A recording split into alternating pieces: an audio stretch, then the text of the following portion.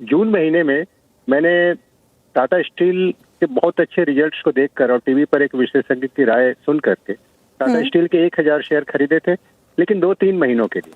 लेकिन वहां से तो बहुत नीचे आ गया। तो अब 3 महीने तो बीत गए। अगले 3 महीनों में क्या मैं अपने खरीद भाव की आशा कर सकता हूँ? पहला प्रश्न। और दूसरा, मुझे क्या करना चाहिए? मानस जी से राय चाहिए। जी, धन्यवाद।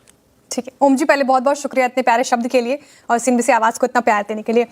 टाटा स्टील पर आपका सवाल है, 2 से 3 महीने का आपका नजरिया था, सिक्लिकल होता है ये पूरा स्पेस, थोड़ा लॉस हो गया आपको क्योंकि 210 आपने अपनी खरीद बताई, 185 पे कर रहा है कारोबार, 24-25 रुपए प्रति शेयर का लॉस ले रहे हैं आप। लेकिन क्योंकि मेटल्स मोमेंटम में, हालांकि स्टील काउंटर्स आज पार्टिसिपेट नहीं कर रहे, तो ऐसे में क्या करना चाहिए आपको? मानस जी, 6 महीने में थोड़ा काउंटर करेक्ट हो गया, ऊपरी स्तर से नो डाउट फिसला है।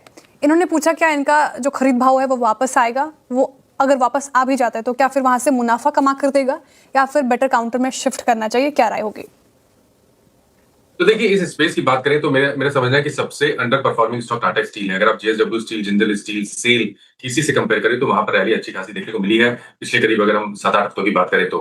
अब टाटा स्टील में करना क्या चाहिए? तो देखिए, आपने पोजीशन थोड़ी ऊपर के लेवल की बनाई है तो भी आप पोजीशन को होल्ड कर सकते हैं, क्योंकि अगर आप लॉन्ग टर्म चार्ट पे देखेंगे तो 180 एक बहुत ही इंपॉर्टेंट सपोर्ट है। तो इतना वेट कर लिया है तो थोड़ा वेट और करें, ₹5 का रिस्क है, 180 रुपए के नीचे स्टॉप लॉस लगा रहे हैं। हालांकि अभी तक ट्रेंड पॉजिटिव नहीं है। ट्रेंड पॉजिटिव होने के लिए 195 के ऊपर स्टॉक को निकलना पड़ेगा। अगर स्टॉक 195 के ऊपर निकल गया तो फिर 215-220 के लिए तैयार होगा।